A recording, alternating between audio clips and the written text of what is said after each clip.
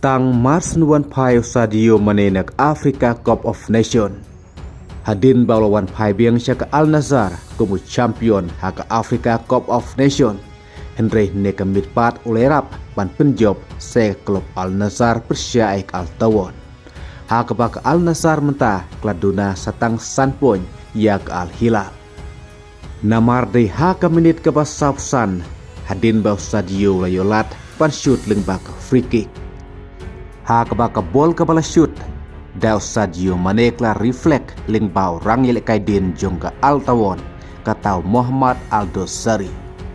Kum tau wat lada ketika unkol jong rang yelek jongka Al Tawon mereka dealing baka free kick bala shoot daw Sadio Mane.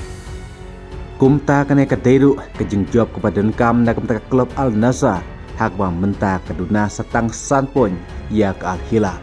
Ke Al Hilal sab sanpon ke Al Nassr pat klapoi syak sab popoi. Kum taru ke Al Nassr mentah klak gubing hakerdan ke waar sab popoi ke banding kong ke Al Hilal sab sanpon bat ke balai ke Al Ali sab popoi. Ke basau ke Al Qadisiyah live kundai pon bat ke Al Tawon klane hakerdan ke basan dalai pesan pon. Kum taruh ke jengwan pai biang jong Sadio Mane syaka klub Al Nassr hadin ke Africa Cup of Nation kenang perkelahan cucu ya ke Al Nassr kepadang don jeng kermen mentah padang be ya ke pun jong ke Al Hilal.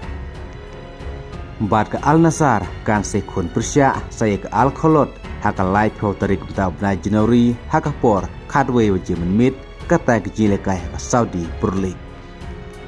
Kumta kene kadai sakwe kalat nagam tajung Al Nassr ban penlim yak Al Kholot kepadona kedan kebak khatlai prayokur tang khat sanpon nagi khat new sin yelekai.